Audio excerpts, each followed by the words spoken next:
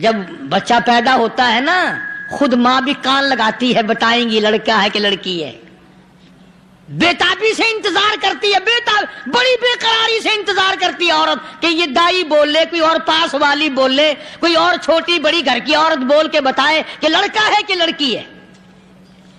اور جس نے 9 مہینے پیٹ میں رکھا جب اس کو پتا نہیں تو پرلی طرف بیٹھے ہوئے حضرت صاحب کو پتا کیسے چل گیا؟ وَيَعْلَمُ مَا فِي الْأَرْحَامِ،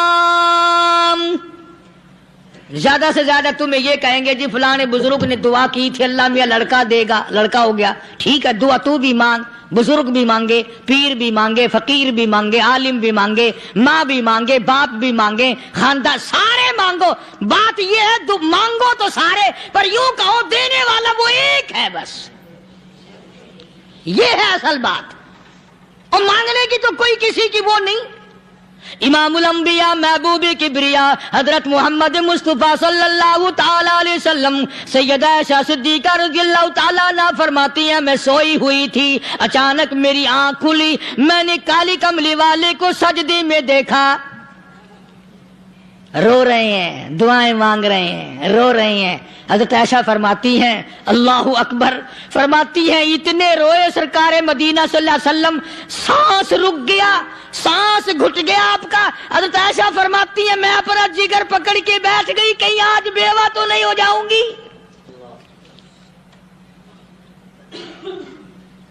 نبی نے اتنا مانگا، اتنا مانگا، اتنا مانگا، اس کائنات میں مانگنے والا کوئی آیا ہی نہیں۔ ہر آن مانگا، ہر لمحہ مانگا، ہر گھڑی مانگا، اور اتنا مانگا۔ میری بات لکھ کے لے جاؤ انشاءاللہ، کچی پکی بات نہیں۔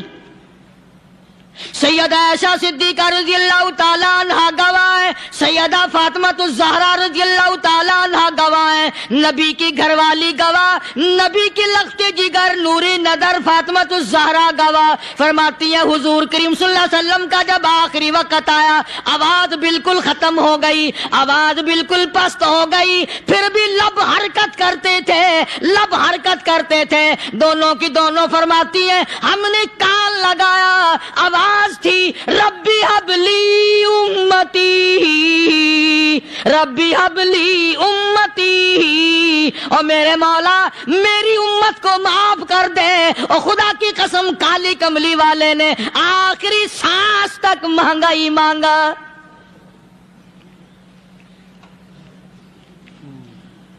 چاہے تیرے لیے مانگا، امت کے لیے مانگا، مگر ہر وقت مانگا۔ اور یوں فرمایا کہ میدان حشر میں جب لوگ چاروں طرف سے پریشان ہو کر، عاجز ہو کر، تنگ ہو کر، دھکے کھا کر، ذلیل ہو کر، انبیاء علیہ الصلوۃ والسلام کے مشورے سے جب حضور کریم صلی اللہ علیہ وسلم کے دربار میں آئیں گے، مشکاۃ شریف میں حدیث موجود ہے، ارشاد حضور کریم صلی اللہ علیہ وسلم کا، فرمایا لوگ مجھے سفارش کے لیے کہیں گے اللہ اکبر کبیرہ، تو یوں فرمایا یہ نہیں فرمایا کہ میں اللہ میاں کو ٹیلی فون کروں گا کہ دیکھنا ذرا خیال کرو امت آ رہی ہے میری، یا امت کو یہ کہے کہ رکا لے جاؤ، بلکہ یوں فرمایا جیسے امت آ کر کے مجھے پریشان کرے گی میں سجدہ کروں گا، میں سجدہ کروں گا، اس وقت بھی سر میرا در تیرا، جھولی میری عطا تیری۔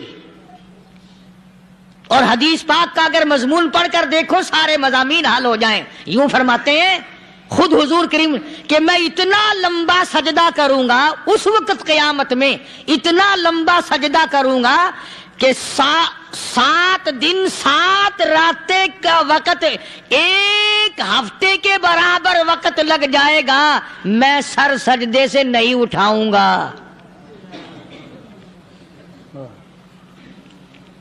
اتنا لمبا سجدہ کروں گا کہ 1 ہفتے کے مقدار وقت لگ جائے گا۔ یہ مقدار کیوں فرمایا؟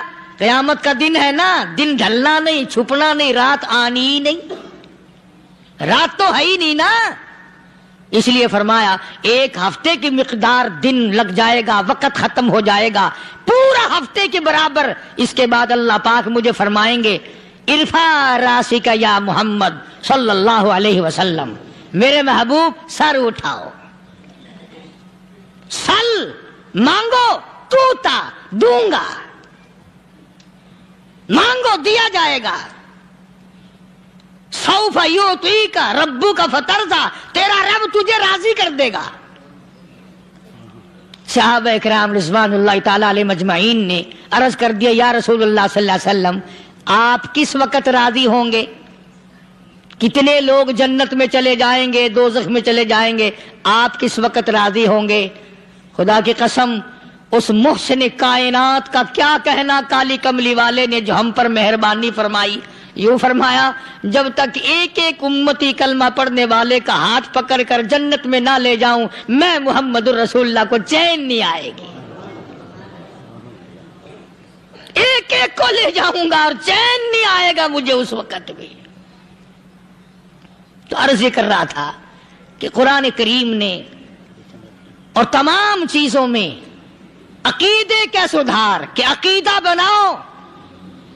یہ جو عقیدہ ہے نا اس کی حیثیت ایسی ہے جیسے پہلی اینٹ عمارت کی. اگر اینٹ ٹیڑھی ہو گئی تو ساری عمارت ٹیڑھی ہو جائے گی. اگر عقیدہ صحیح نہیں تو سارے اعمال ٹیڑھے ہو جائیں گے، اور اگر عقیدہ صحیح ہے تو اعمال بھی اور تمام افعال بھی اخلاق بھی تمام کی بنیاد جو ہے وہ صحیح رہے گی اور اچھی توفیق ہوگی. یہ عربی کلمہ ہے، آپ اور میں اگر کلمے کا معنی سمجھ لیں پھر بھی بات بنتی ہے.